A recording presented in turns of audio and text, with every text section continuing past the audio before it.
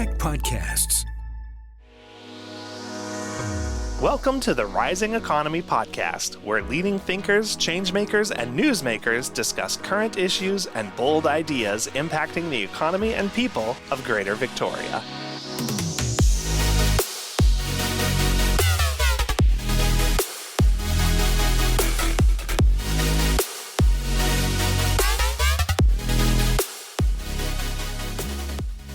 Welcome to Rising Economy podcast, brought to you by South Island Prosperity Partnership, Greater Victoria's regional economic development agency, and the host of the annual Rising Economy Conference. I'm Carrie Slavens, and I'll be your host for today's Rising Economy episode, Closing the Food Security Gap. We're podcasting today from Czech Studios located on the unceded territories of the Lekwungen people, known today as Esquimalt and Songhees nations. Well, I'm very excited to interview our three guests today about this critical issue that should be top of mind for all of us who live on the island, particularly southern Vancouver Island, because that's the territory we're in. And now I'd like to introduce our guests. Darren Stott has 20 years of experience in the retail food industry, including a management role for one of the UK's largest co-op retailers and retail analytics consulting for blue chip retailers and manufacturers. He's also served as director of purchasing for North America's largest online organic home delivery company, Spud. Darren is now owner and principal consultant at Greenchain Consulting with a goal to green the food supply chain by supporting BC's local food initiatives through business development and planning. Next, we have Patricia Reichert. As a local food system specialist, Patricia works with communities to develop place-based food infrastructure. She collaborates with NGOs, governments, food producers, grocers, restaurants, and educators to revitalize the local food economy. She co-facilitated Closing the Supply Gap, a regional initiative focused on building the local food economy using a values-based short supply chain model. And last, Tom Hyde is co-owner of Mill Bay Farms, a two-generation company he runs with his mother, and Mill Bay Processing, a much-needed poultry processing facility just over the Malahat. I had the pleasure of meeting with Tom just this week to tour his facility. Welcome, everyone. So let's get into it. Driving around the Saanich Peninsula and Cowichan this summer, you'd be really hard-pressed to imagine a food supply gap on Vancouver Island. But by some estimates, Vancouver Island is not self-sufficient when it comes to food by any means, with only 3 days of fresh food supplies available at any given time. Critics say high land values, increasing labor and input costs, loss of processing and distribution infrastructure, coupled with a shrinking farming population, have threatened our local food system on the island and consequently our food security. According to a 2001 article by Andrew Finley in Capital Daily, Vancouver Island was surprisingly self-food sufficient as recently as the 1950s, when island farmers supplied 85% of our food needs, though that percentage has been disputed. The article points out that nowadays 90% of our food comes from somewhere else. So my first question is for you, Patricia. Can you provide an overview of the current food supply situation and gaps on Vancouver Island?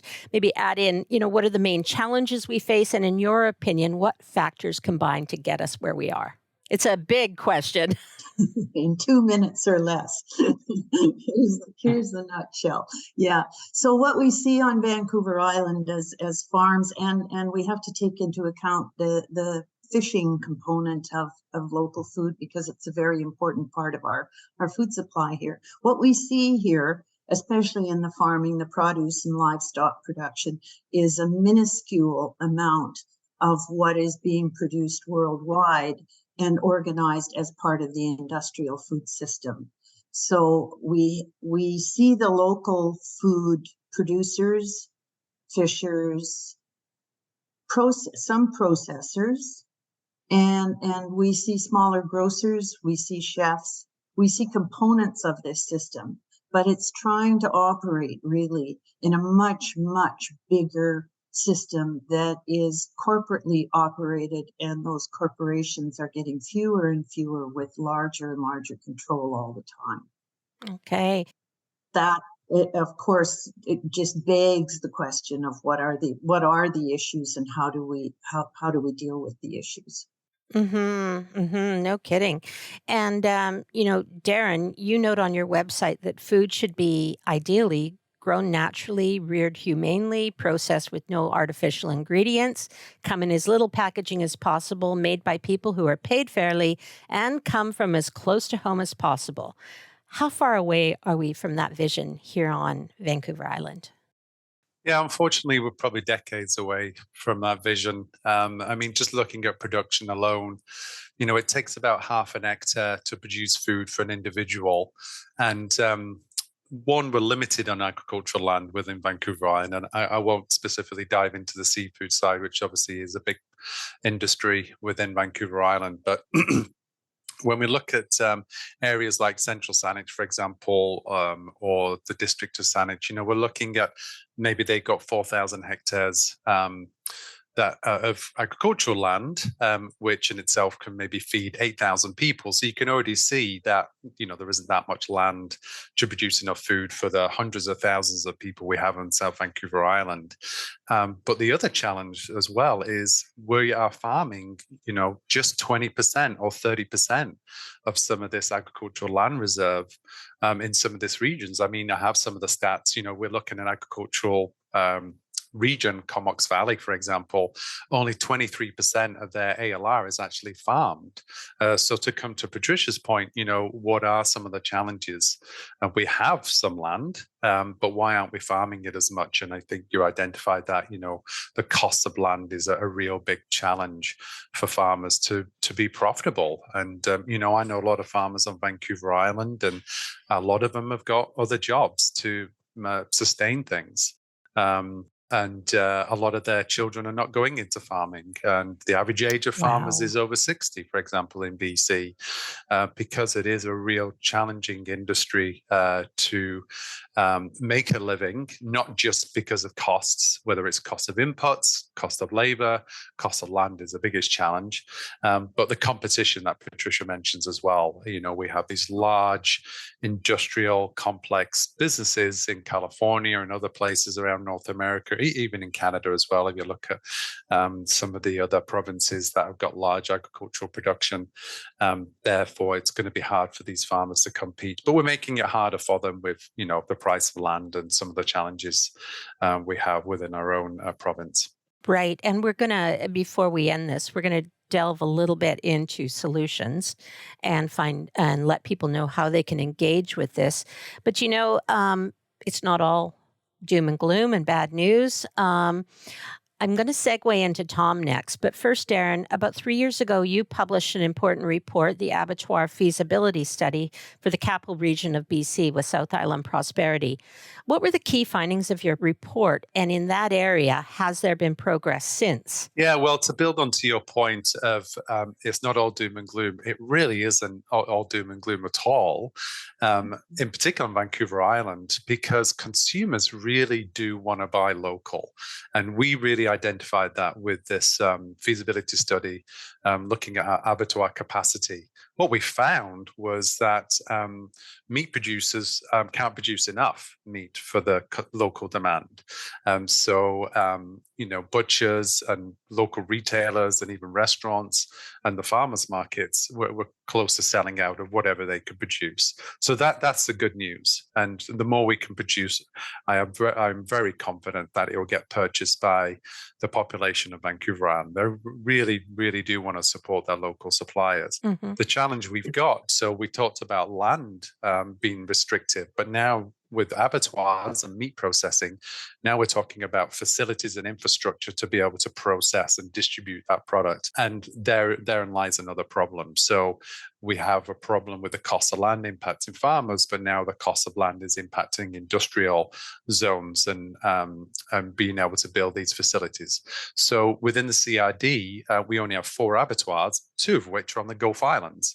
And so you could already see that those 2 that we do have within the CRD are a challenge with their capacity. And so, for example, we have no abattoirs within the region, within the CRD, that can process hogs, pigs, or sheep. We have no processing facility that can process ducks on Vancouver Island. Tom was going to do ducks, but he'll come on to that, and he's pivoted away from that. So any processing in ducks has to go onto the mainland for that. And so, we consume on Vancouver Island 8 million chickens a year. But we only rear 150,000. So you can see the gap and why only 10% of food that we consume on Vancouver Island is produced on Vancouver Island. And as you stated before, or it's been stated a number of times, that we have 3 days of food on Vancouver Island before we run out if we don't import any more. And so that food security is a real challenge. And so the capacity of abattoirs and these facilities that we do have, just to add on to that, the sustainability is very weak for these facilities for a number of reasons. Again, like farmers, they're operated by people who are aging, unlike Tom's a young guy. But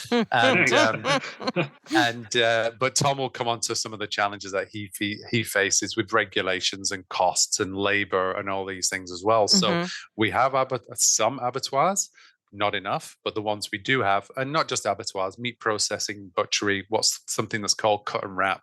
So you slaughter an animal, how do you make it into sausages and stuff?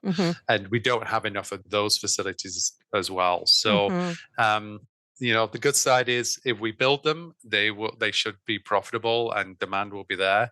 But there's lots of challenges with that labor and costs, and I'm sure Tom will add on to that. Yeah. Now, Tom, I would actually like you to tell me about your background as a farmer. You were farming, you were raising ducks, and why you decided to start Mill Bay Processing. Yeah. Well, first off, thanks for having me. And we started out with ducks probably about 8 years ago. We started with 3 ducks, and at our highest point, we had 250. Wow. And we were mainly egg supply. We saw the duck market kind of starting to take off, so we went into meat, and we spent about 2 years kind of building up clientele that would accept the meat. And tragically, COVID started to lean into things. Plants that we were relying on shut down. One of them was already on the verge of retirement, and by the time COVID had sort of lifted, we were down the 2 plants that were going to slaughter ducks, which effectively ended that aspect. And so we saw the retirement side of things for the abattoir we were using as potentially an opportunity to start our own. And we were thinking small scale, similar to what they were operating as. And, there's a certain level of infrastructure you have to put in to meet the requirements for the Ministry of Agriculture.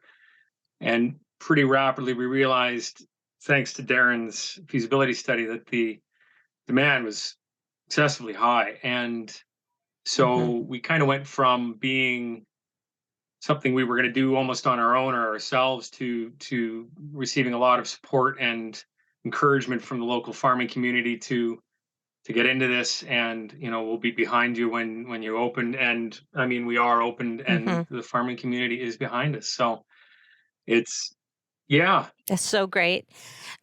Just a quick point for our readers who are not don't have rural experience. We're not talking about just setting up a barn and a chopping block and slaughtering your chickens. This is quite No. So this is quite a sophisticated procedure. And before you tell us more, can you tell us a little bit about your facility? Because I was quite amazed at just how sophisticated it is and how, I guess, humane, animal-centric it is as well. Yeah. So small-scale facilities have an added benefit that there is a human present at every station. So we are automated to a point, but every station has a person at it. So there's no room for anything that would be considered inhumane, and the birds are handled from dispatch all the way through to the cooler with respect, and you end up with a better quality product. And with our design and everything that we put into it for the last 2 years, 3 years actually, we've come up with a pretty solid design. Ministry of Ag is floored with the design. They think it's a quote unquote very special. Anybody that comes by is pretty blown away by it, and it shows in the year of design phase that I was doing while I was working with Darren on our business plan, and it's come out real sharp, real sharp. Mm-hmm. It's amazing. And so as you, what is your timeline on this? And what is your approach? And beyond that, what are you looking for in the future? Because I know there's plans to expand. Sure. Yeah. So right now we're operating under what's called a farm gate plus license, which restricts us to an allotment of weight, and but we don't have a meat inspector, and so the birds are less desirable than, say, one with a meat inspector, which we're going to be switching over to an abattoir license, formerly known as Class A, and we'll have a meat inspector. But when we have a meat inspector, there's minimum requirements for poultry production. So the plant's been designed to meet those specifications so that we can acquire a meat inspector and have inspected meat for the local area. Now, that's going to require a little more work on my part to get the plant polished up and get a few things tidied up on that end. But as we have been building this, we approached the turkey board for turkey quota, and because of the facility and I guess a timely nature of there being a shortfall for turkey on the island, we were granted quota, or pardon me, we're finalizing that right now. But all the while, we then bothered them for perhaps maybe a little bit of a turkey hatchery. So they've given us that as well. And we're very busy trying to make it all work. And you discovered the type of turkeys you have your eye on can fly. I do. Yeah. Beltsville whites. They're the smallest domesticated breed of turkey. Right. And they're small enough that even a couple could enjoy Thanksgiving dinner without a lot of leftovers, which we're really hoping will take off. The island is an artisan market. People don't necessarily want the commercial turkeys that can weigh as much as 40 pounds. You bet. Yeah, so we feel like that's the right approach for the island, and we'll see. I mean, it's only a matter of time before we get them hatching and get poults out to the market. This is fantastic. Well, Patricia, this must be welcome news to you as well. And I'm wondering, I just want to say to you for a minute, with such a large food supply here on the Gap on the island, we're known for our agricultural potential that we're not meeting, but how on earth did we go from relative abundance of, say, 70 years ago to where we are today? And you've talked a little bit about the commercial buildup and all of that. Can you talk about it a little bit more, how we got ourselves into this space? Yeah, and I'm not sure that we did exactly get ourselves in, or whether we were got in. Ah, good point.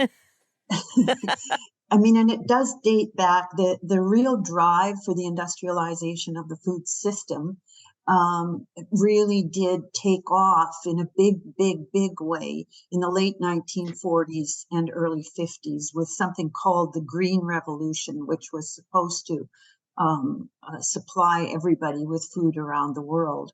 We now have an increasing amount of food insecurity around the world, and it can be directly linked to that system, which has overused the world's water supply, over-chemicalized rivers and other waterways with nitrogen in particular, but other chemicals as well. And we have an increasing number of children in the world who are actually wasting in their early years. and who are starving, Mm-hmm. literally starving. So it's not a system that has actually done a whole lot of what it promised to do. And that's part of why we're coming back now. We're returning in lots of ways to a better system of producing our food and distributing our food and really creating the relationships. I mean, a lot of what Tom talked about is having a relationship with the food you're producing. Mm-hmm. And with the community that you're producing it for. Right. And that's a very important piece that was lost, has been lost Mm-hmm. in the industrial food system. And part of what underlies everything about the industrial food system has a curtain over it. Mm-hmm. It's a not very transparent system. So people don't really get a very good look at how food is actually being produced, Right. and the fact that it's contributing around 30 to up to 40% of all greenhouse gas emissions. Amazing. And that's not just coming from beef cattle. Mm-hmm. It's coming from a lot, like it's the highest producer of nitrogen that's going into when we talk about GHGs, greenhouse gas emissions, that they include nitrogen. Mm-hmm. And the biggest component of that nitrogen is coming out of the industrial food system, not out of the local food system where things are done quite differently. Mm-hmm. So people are coming back to that in response to a system that is so impersonal. It can promise strawberries in the northern hemisphere in January, Right. which takes us away from the seasonality of food. Mm-hmm. It takes us away from a relationship with our food, because you go to the grocery store and it's an impersonal action. A lot of the grocery store are the shelves, what I call the middle section of the store, Mm-hmm. Yeah. that is all processed. Mm-hmm. It's you can take it home and it's pretty close to being ready to eat. Right. So you don't have to do as much cooking, and people have lost cooking skills. Mm-hmm. And we're talking about the negative here, but Darren was also alluding to the joy that is coming back into the food system. Right. Yeah, we don't have enough supply in part, and the demand is increasing, but the supply is not going to increase until we address the infrastructure gaps. So we've got a whole system to recreate, and people want to do it. Mm-hmm. The work that I'm doing, called Closing the Supply Gap, Yep. is the enthusiasm to actually identify the missing pieces. What are the gaps in this system, and how do we fill them? People are very enthusiastic Right. about participating in actually doing that. So somehow the industrial food system has driven us back to ourselves in some ways. Very interesting. So I'm kind of curious, because as with anything to do with humans, big problems, great ideas, but sometimes it seems like things are so complex. So I guess, who is driving all of this, and how is this coordination taking place? Is it very much at a community level, a government level? It's all of those things, Mm-hmm. and that's another part of building local food systems. The control can't lodge in a single place, Right. which is a highly different thing from the industrial food system. Literally, Cargill, Mm-hmm. which does beef processing in this country, does about 80% of all of it. Wow. And it's one corporation. Mm-hmm. Something like 60,000 animals a week. Mm-hmm. We don't need that many animals killed every week.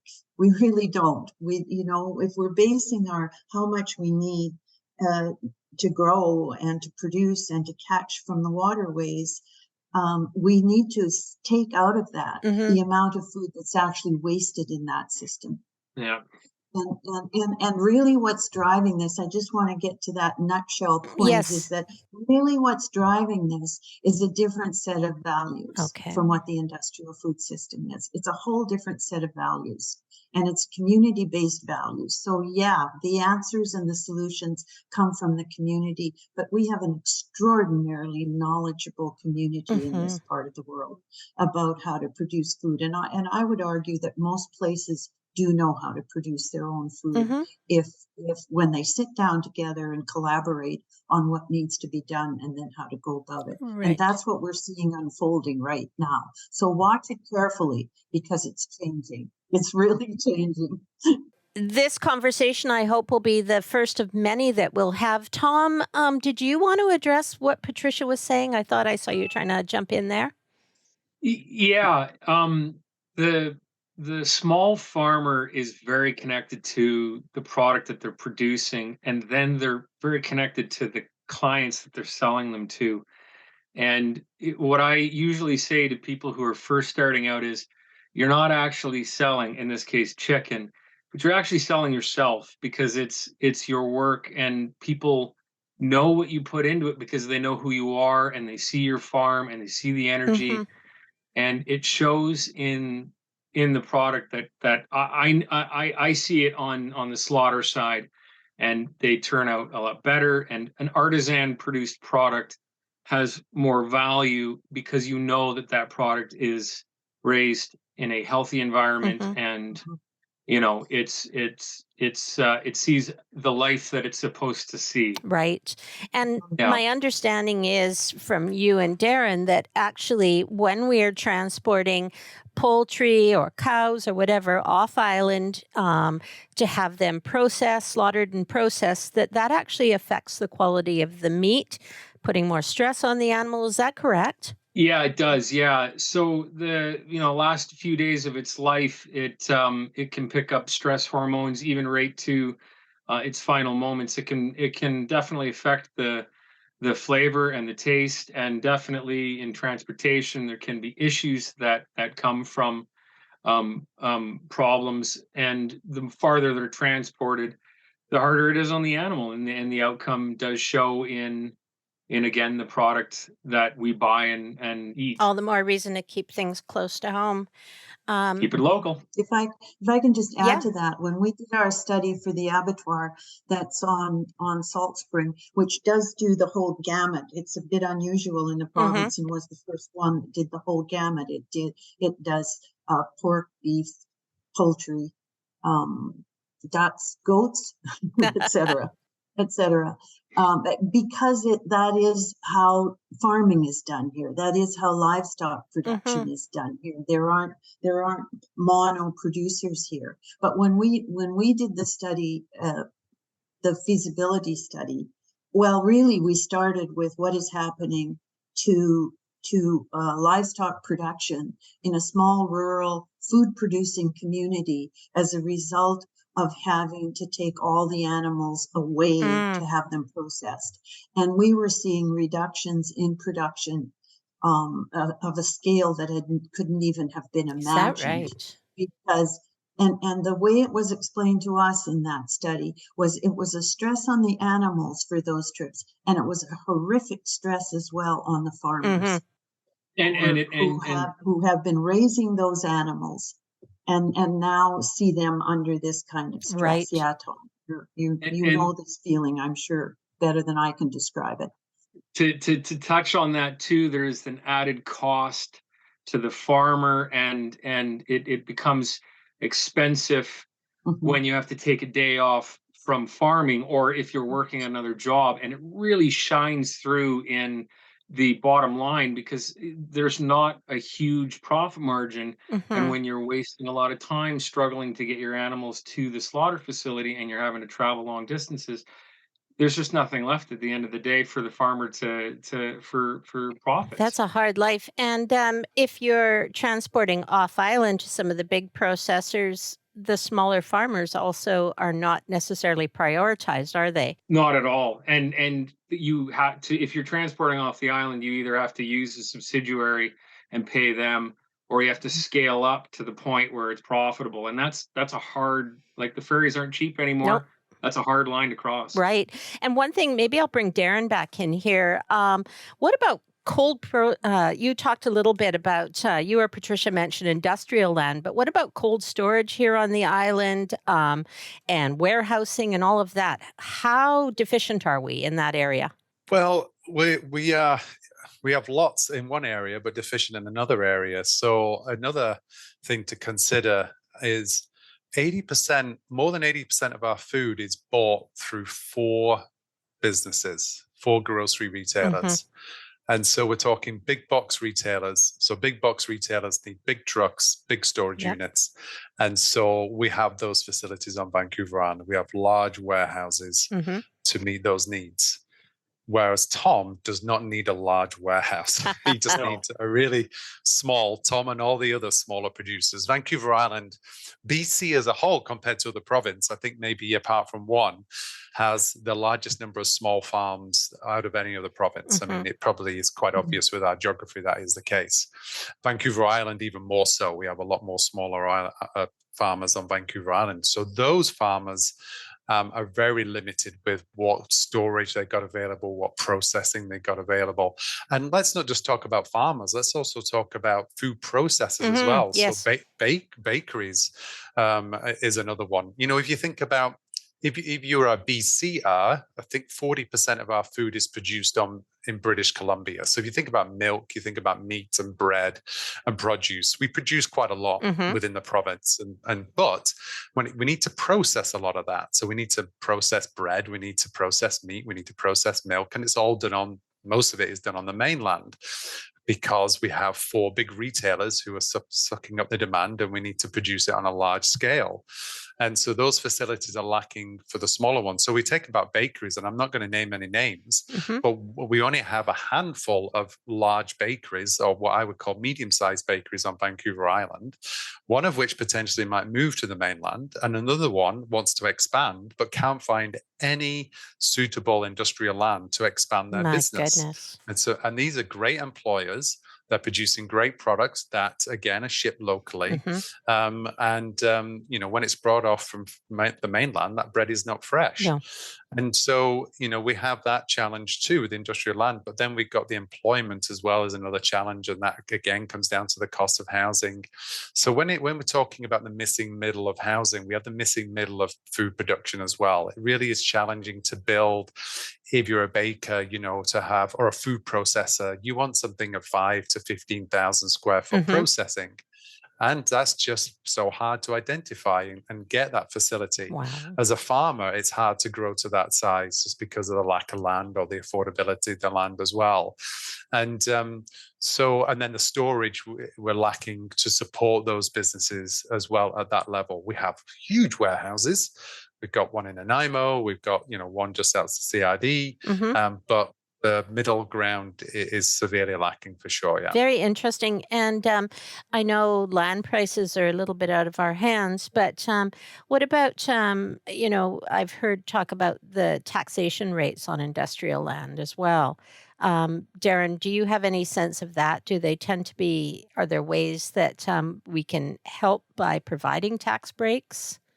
Are they needed? Absolutely. I am not an expert on that so much, but when we talk about the price of land is outside of our hands, it is and it isn't. I mean, you know, like we have done with the ALR, you know, we need stronger regulations. So, for example, a lot of that land is not under production because we allow other stuff on there, like equestrians, to do whatever they need to do, and they're not producing food. Or we're okay having the land not producing food and just sat there doing nothing. Right.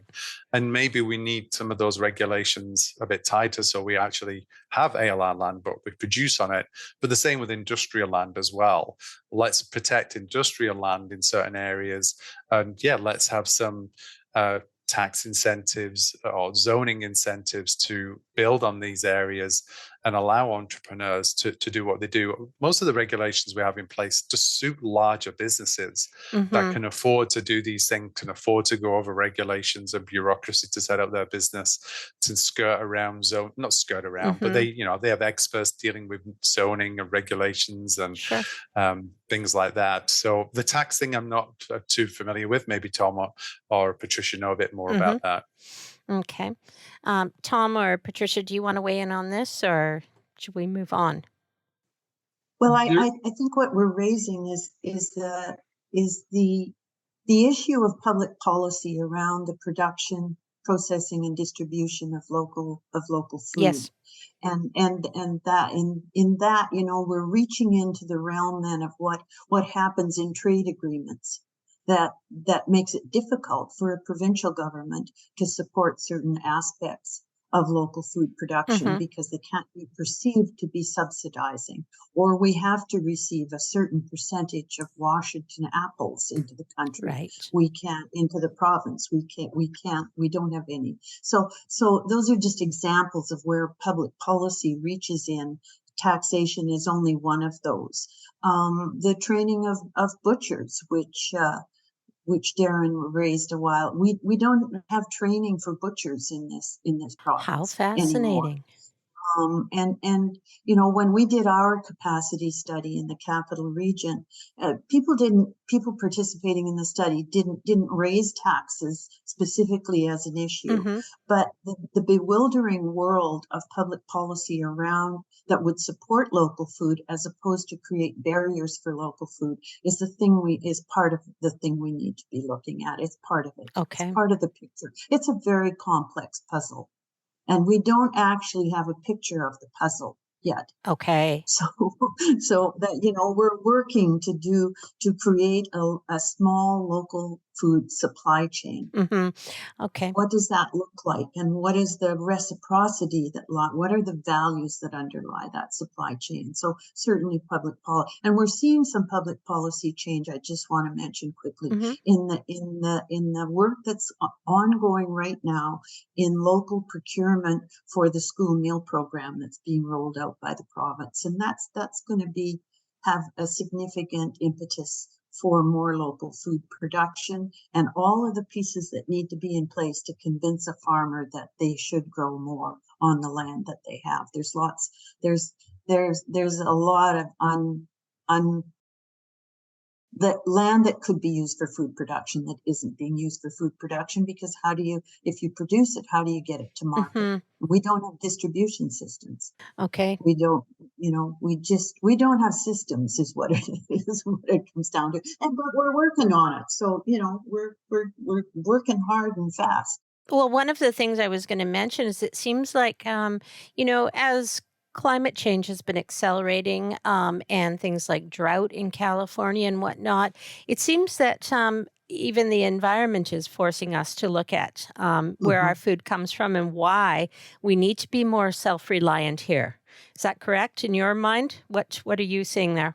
Yes, it is. And climate change is a really top-notch reason for us to address our local food system and build it stronger, because the industrial system is responsible for such a high proportion of the greenhouse gas emissions right now, and because it's simply sustainability of the planet tells us that we need to be more careful in how we produce our food, and monoculture just is not a way of working in a small food system. And there just are a zillion examples that we could draw on in a longer conversation or in the next conversation. Exactly. And we're coming up to our last 10 minutes. And I guess I'd like to ask an open question. We've all talked about various solutions and whatnot, but I want you all to pretend that you are the genies of this and you can have your wishes granted.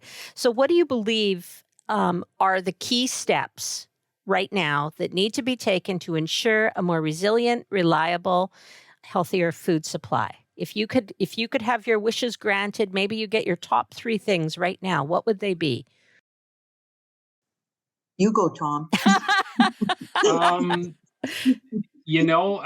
Probably the very biggest impact in farming is feed costs. Okay. And if I was a genie, and I would say a far more stable and effective method of getting feed on the island, which would then reduce the cost, the upfront cost, because it's definitely the biggest one, into getting into livestock, and then it would then produce a cheaper product for people to sell. They'd be able to sell more of it. That's what I would like to see as a far more resilient and effective way of getting the feed on the island. How interesting. So right now comes in on BC ferries, I would imagine. Some of it, I think it's C-SPAN. Okay. The barge that comes across in Nanaimo, Right. that comes on that way. Okay. Yeah. You get 2 more wishes, Okay. I think part of the issue with all the average age, as it was said, the average age of farmers in BC is 60.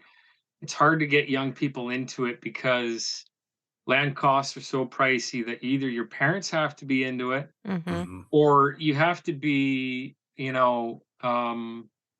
really on it to make it profitable in the beginning. And so it's hard for somebody who's, in the beginnings of the 30s, we'll say in the beginning of their 30s, to actually make a go at farming whilst having $1 million property they need to pay for, and a family and a house and everything else. So it's tough to be able to do that. And I wish there was a mechanism that we could educate the younger generation earlier and assist in that method. And you might see a better turnaround in getting younger people into farming sooner. Right. Yeah. And I gather in talking with not only you, but other people, the 4-H system should be encouraged. And It should, yeah. I mean, I was a 4-H kid. I know there were other kids who first got their whole interest in things through that. So I think it probably starts young, doesn't it?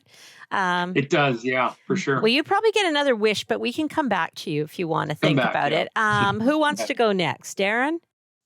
Yeah, if you don't mind as well, Tom thinks about his third wish.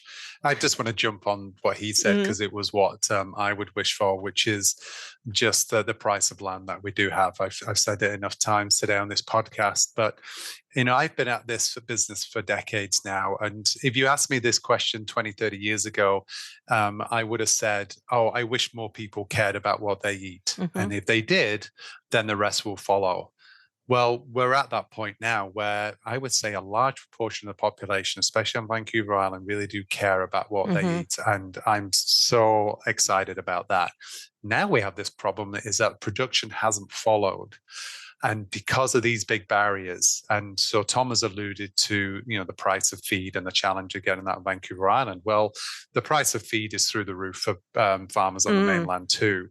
But the price of land, and the point of, we have agricultural land that is protected, but 20 to 30% is only farmed, I think just blows my mind. Wow.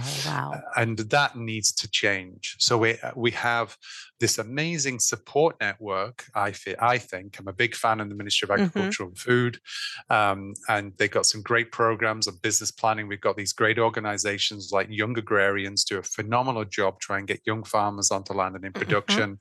On Vancouver Island, if people aren't aware, we have the Sandown Racecourse is actually now an incubator farm location, and then we have Halliburton as well in Saanich. That is another facility that's trying to nurture and grow young farmers. And but where do they go after that? And it's, unless they've got a family member who's got some land, like Tom mentioned, it really is hard for them to lease land at affordable cost to earn a living and do farming at a profitability. So we need to address that somehow. We need to have some regulation in place with the ALR that farmland needs to be under production. Otherwise, you get some kind of fees added onto your a property tax or whatever it might be. We need to subsidize or support land that is under the production, and they get some various benefits that way. And I'm sure other areas need to be addressed. And then on top of all that, just a sheer problem that we have with the cost of housing, never mind the cost of land, makes labor so expensive. And so you open up an abattoir or you have a farm and you want to employ someone or a bakery, it's hard because people can't afford to live around the CID because it's so expensive. So they're all out in rural areas. Well, if we want to farm around the CID, we need to make it affordable for people to live here as well. And therefore we can employ these people to do these jobs. And so those are the two biggest challenges I'm hearing from farmers, food processors, that we need to really address. I have a question for you, and maybe when we come to Patricia, you might want to pick this up also. Are there other countries around the world? I mean, I'm shocked that I'm asking this because we are such a massive nation of potential, but are other countries around the world or jurisdictions, are they finding ways to handle this better? Are there models out there where you've seen great success? That is a really good question. I think we need to look into that. I mean, this is obviously a dilemma for a lot of Western nations. We know countries like the Netherlands produce 10 times as much food as they actually need to do for their population because they're one of the biggest exporters of agriculture around the world. And so I don't know the details, but we certainly want to look at. As you can tell from my accent, I'm originally from England, and I know that the price of land in England is really expensive as well as few and far between. It's a small nation with 60 million people. And so I know they've got challenges as well as employment and the price of land. Are they overcoming it? I think to a certain extent with regulation, the same with France as well. Big agricultural nation, but again, very little land for a huge amount of population. But there is this, and the same with Italy, there is this kind of, I hate to use protectionism, but I think there's a lot of respect for farming in those nations, as well as there is in Canada, but from a government perspective. And they do seem to go a lot further within the price of land and kind of making sure things are under production that way. Very interesting. But we should look at that a bit closer. That's a great question. Yeah, there you go. There's your next study. Patricia, do you have anything to add on that question? And then I would also like you to add in your wishes for what you'd like to see. Yeah, there are some things going on around the world, and Italy is an example of having protected farmland going back. They protect farmland. They also protect their brand. Not any old person can just come up and make Parmesan cheese. Yes. And so on and so forth. Yeah. So and that's taking a page out of the wine industry. The wine sector has been pretty good at protecting its land and its brand, brand around the world. The other thing that's happening though that's undermining what we're hoping for here, or what our genie would make possible, is the financialization of farmland, which has increased exponentially in the last number of years. Which means that I can go in and buy a mutual fund that says this will be really good if you want to include farmland in your, a company that's actually buying farmland in your portfolio. You don't have to farm. You don't ever have to see that farmland. You don't have to know anything about it, but it's being bought up by a corporation, and you can be part owner of farmland around the world. A ton of farmland in Africa is being bought up in that way and going into investment portfolios, and that's got to be a bad thing. Incredible. That's got to be. It takes the land out of it. It creates these big tracts of land and takes the land out of local sovereignty, basically. Well, that's what's happened here in BC. That's a really good point, Patricia. I mean, it is being bought up by mutual funds, by investors, or by wealthy people. I think the largest cattle ranch we have in BC is owned by someone who isn't Canadian. And, should we be allowing, and it's speculative, they are buying this land not because they can sell it tomorrow at a profit, but potentially they can sell it at a huge profit in 20 years' time. And should we be allowing that to happen? I'm with Patricia on that one. I don't think we should. Right. Patricia, any last thoughts? On that, or can I? Yeah, Can what are I your zoom out of wishes? my magic wand? Wave a your little, magic on a wand. couple of things Tell us what you that want. haven't been mentioned.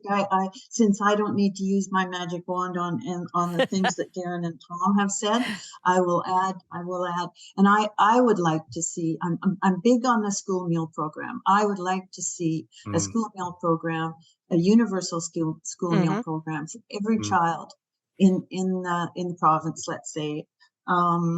In Canada, I would say, but I'll just keep it to BC dream for big. now.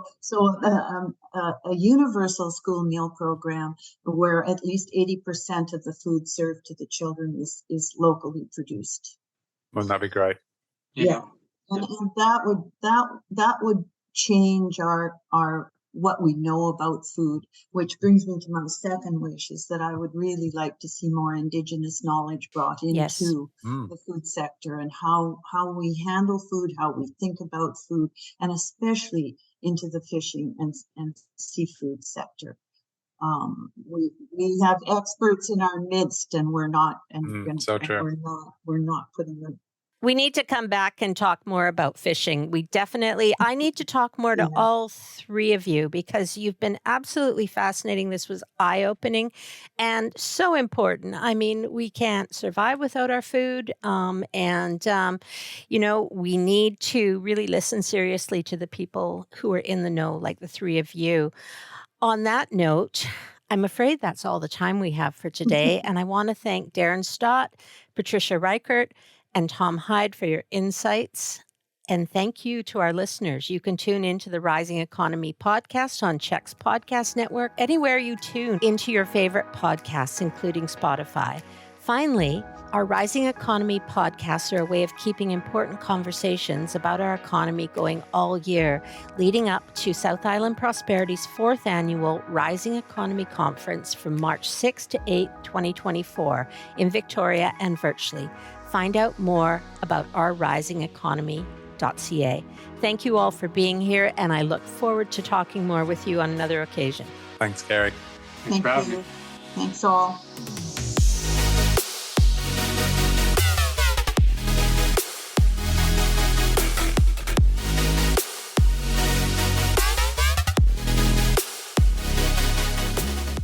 This podcast is brought to you by South Island Prosperity Partnership. Learn more at southislandprosperity.ca.